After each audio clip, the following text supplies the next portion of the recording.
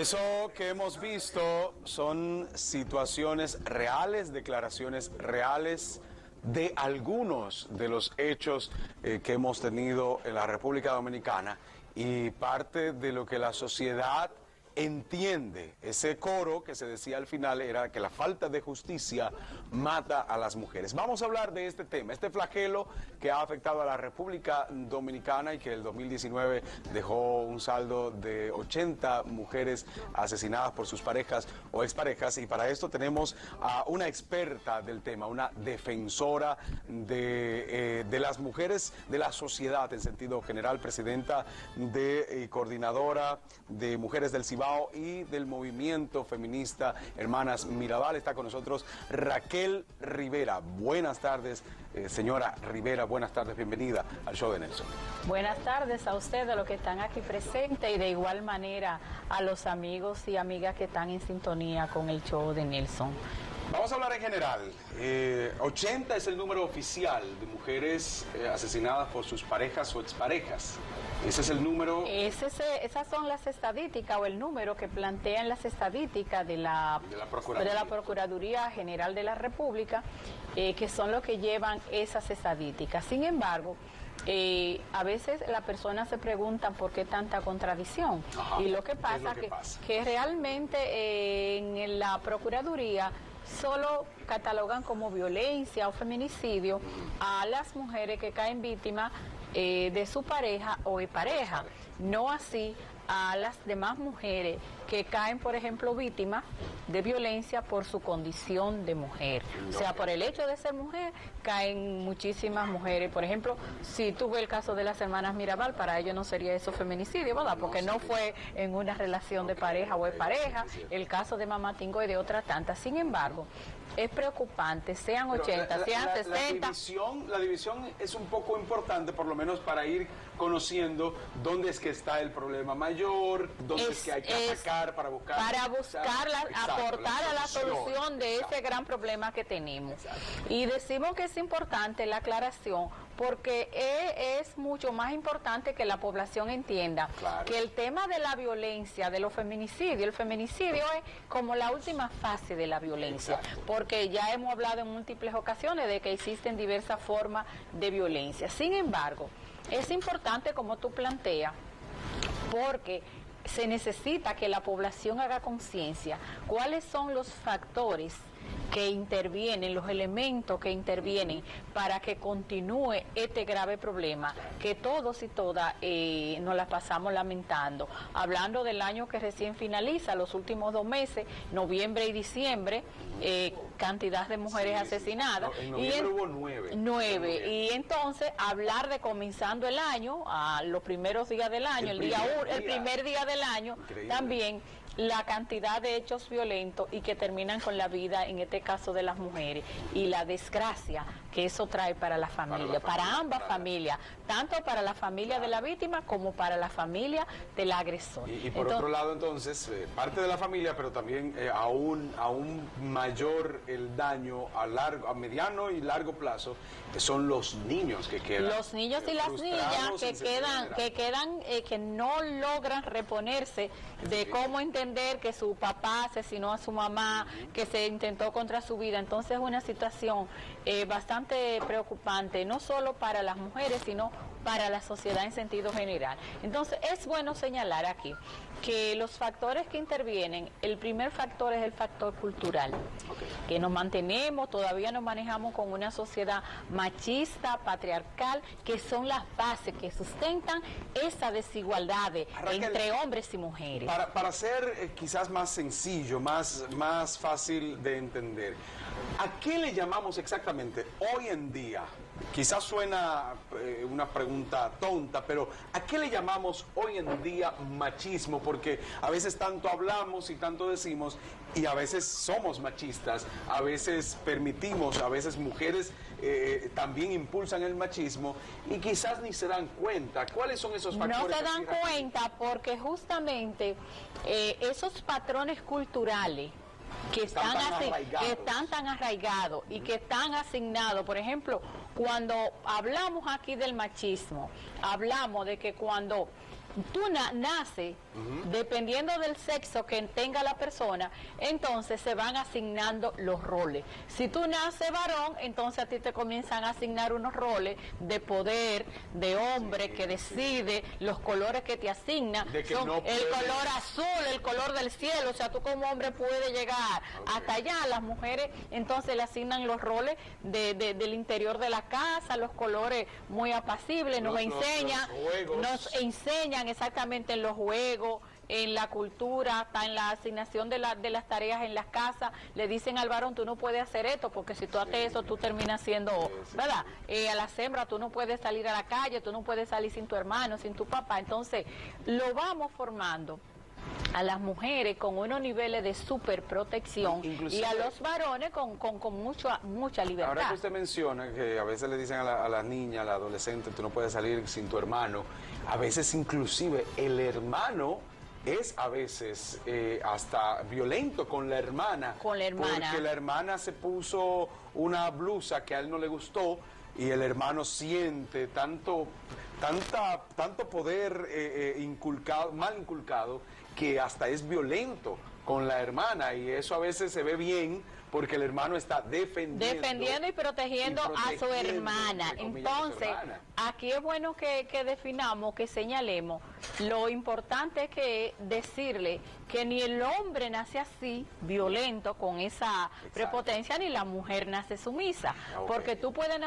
naces con el sexo definido, hembra o varón. Ahora, el género no se nace con él, el género se construye, y el género se va construyendo en la medida que tú te vas socializando. Tú aprendes a ser hombre y yo aprendo a ser mujer, no porque nacimos con eso, sino porque en el ambiente donde nos socializamos, donde nos desarrollamos, nos va enseñando patrones, cultura. Entonces a veces el hombre dice, no, él no es violento porque él no le ha dado una golpiza a las mujeres, pero el hombre entonces te controla cómo tú te vistes, cómo tú debes peinarte, cómo debes llevar el pelo, con quién tú te juntas, dónde tú no vas, cuáles de tu familia yo no quiero acá. Entonces te intimida a la mujer para que salga a tal hora a veces, o ya a tal hora tiene que llegar. Que estar aquí. Exacto. Entonces, o simplemente no sale porque no sale. Trabajo sin mí. A veces le dicen de manera muy sutil, tú no debes salir porque la calle está muy peligrosa y tú no debes salir sola. Tú siempre que tienes que tratar de ir con alguien, conmigo, y si no conmigo, ve con tu hijo, con mi hermano. Pero las mujeres, entonces, debemos de ir aprendiendo a ver esos síntomas, pero además a desconstruir esos patrones culturales. Como tú bien decías, a veces hasta las propias mujeres, cuando estamos formando a nuestros hijos e hijas, seguimos repitiendo esos patrones. Sí, ¿Verdad? De criar, y a veces tú ves que sale de la casa el hermanito, aunque sea más pequeño, cuida a tu hermana. Sí. Entonces, esa asignación de roles le va dando una relación de poder al varón, al hombre, y a la mujer la está enseñando a ser sumisa, a ser dependiente, a ser protegida. Fíjate a veces en la casa, cuando hay una hembra y un varón y el varón se cae y el varón llora, ¿qué le dicen? Cállese, que los hombres no lloran. Exacto. Las mujeres sí tienen que cuidarla, a mimarla. Entonces, en ese ambiente, aunque los hombres no quieran, van aprendiendo, y entonces se da una relación desigual, una relación de poder entre el hombre que decide, que impone, y una mujer entonces que obedece. Pero también está la cultura que se ha dicho de que el hombre es el proveedor de la casa, y como el hombre es el proveedor, la mujer tiene que, ¿verdad?, que aceptar y admitir. Entonces, después que tú creces con esa cultura, es importante, entonces, es difícil. Decía Carlos Marco, una cultura de 50 años, hay que durar 50 años para desconstruirla, y 50 más para construir una nueva. O sea, que entonces, son 100 más. Entonces, por eso hemos hecho mucho hincapié en la necesidad de que para aportar y asumir un rol activo y responsable frente al tema de la violencia, tenemos que comenzar por esos patrones culturales que hay, que le dan mucho poder a los hombres y poco poder a las mujeres. Esto es un trabajo en conjunto, ¿verdad? No es solamente el hombre, sino es en conjunto. En común. Las mujeres debemos de dejar ese rol de hacer papel de sumisa y potota. También tenemos que ir criando a nuestros hijos y a nuestra hija, que no es verdad que porque tú limpias el baño de tu casa o limpie la cocina o asuma tareas de las casas, ya tú dejas de ser hombre. Pero yo creo que en algunos aspectos, en una parte de la sociedad, esto ha ido cambiando un poco, pero obviamente, como usted ha dicho con la frase, tendrían que pasar muchos años más para que se pueda ver un resultado, pero sobre todo se está trabajando solo en una parte. En Santiago, para entrarnos ya a la parte legal, a la parte de las autoridades, en Santiago no hubo, bueno, ningún hecho de ningún asesinato por pareja o expareja. Obviamente, sí hubo otros hechos, pero en esa parte, que es quizás el flagelo más grave ahora mismo, no hubo en la provincia de Santiago. ¿Eso es así? ¿A qué se debe? ¿Cuáles son los puntos, las aristas que tiene esta situación que es beneficiosa, o más bien algo se ha hecho diferente? No, evidentemente que han habido logros importantes. Sin embargo, el hecho de que en Santiago, por ejemplo, en este año no hayamos tenido que contar la cantidad de víctimas que en otras ocasiones han sucedido, exacto, en términos de asesinato, porque en términos de violencia continúa. Sí, como quiera continúa. Eso se debe justamente, podríamos decir, bueno, los niveles de asunción de parte de las organizaciones feministas de Santiago, en toda la región, con nuestras organizaciones de mujeres en los barrios, trabajando la parte de la sensibilización y de la información con relación al tema de la violencia. Niveles de coordinación que se han llegado a hacer en varias ocasiones con las autoridades que tienen que ver con el sistema de justicia, ¿verdad? Y planteándole y señalándole, por ejemplo, no desde ahora, aunque ahora podríamos decir eso, que aunque es un logro, nosotros decimos una mujer que caiga, una sola no claro, importa claro, donde sea, es preocupante. Pero como cada levantamiento, ¿verdad?, de cuáles son las debilidades del sistema de justicia, exacto, y mostrárselo a las autoridades para que ellos sepan por dónde tratar de enfrentar el problema. Y aunque muchas veces ellos se hacen de la vista gorda, sí, sobre todo los tomadores de decisiones, porque es bueno señalar que uno ve aquí, bueno, por ejemplo, la unidad de violencia, y uno piensa, bueno, que todo el problema está ahí, pero hay que ver quiénes toman decisiones más allá. La Procuraduría General de la República, sí, a los fiscales, a los jueces también. A los jueces, porque aparte del tema cultural, es bueno señalar que otro de los factores tiene que ver, y no lo podemos dejar pasar por alto, y mucho menos en este año 2020 que inicia con un sabor muy amargo en la boca, muy amargo, claro. Y es que tiene que ver también con la parte de la desprotección que tienen las mujeres, exacto, víctimas de violencia. Mira, nosotras como nosotros como organización, el Movimiento Feminista Hermanas Mirabal, Núcleo, otras organizaciones, decimos, bueno, cuando una mujer, antes era que las mujeres que no denunciaban, comenzamos una labor de sensibilización en la comunidad, con los grupos, con las mujeres, de orientación, de decirle, de ubicarla, de decirle cómo llegar a la unidad y eso, para que ellas denuncien. ¿Qué resulta? Que cuando las mujeres llegan y denuncian, entonces, porque ya está motivada, la demanda es mucho mayor que la capacidad de respuesta que el sistema tiene. Entonces, muchas veces las mujeres llegan desde la mañana temprano, el día entero, vuelven y se van, vuelve al otro día, a veces le dan una orden de alejamiento o una orden de arresto.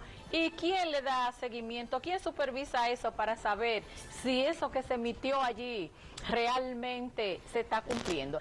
Para ir terminando, ahora mismo entonces se sigue trabajando, obviamente, en Santiago se tiene un mejor resultado, pero obviamente donde quiera que caiga una es una situación, es un dolor y lamentablemente tenemos un gran número.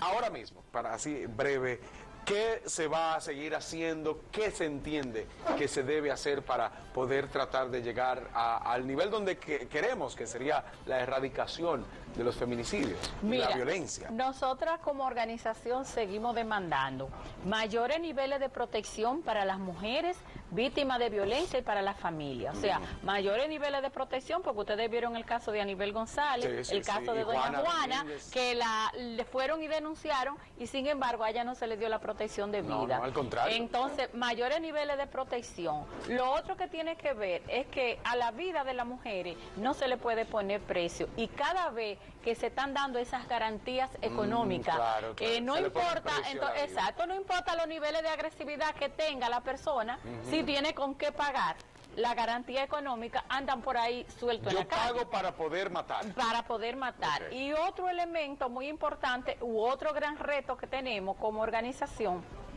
es que justamente dentro del sistema de justicia de nuestro país, no está exento de los niveles de corrupción y de impunidad. Y vimos ahorita como un señor decía ahí, y el caso de Aníbal González dejó al desnudo, cuando vimos la realidad que un abogado firmó, una fiscal, que cuando jueces no salieron, pero van a estar ahí. Sí, entonces, no, han sido investigados, lo que pasa que no se ha dicho. Sí, entonces esos niveles de corrupción y de impunidad también nos dice que hace falta concientización y sensibilización de la población y sobre todo de los tomadores de decisiones frente al tema de la violencia contra la mujer. Y por otra parte, tiene que ver con la capacitación de los que intervienen en el sistema. Por ejemplo, ustedes vieron una policía con una joven, creo que fue, no recuerdo si fue en Jarabacoa, creo que fue el día 1, que fue ella a pedir ayuda, y dentro del vehículo de la policía,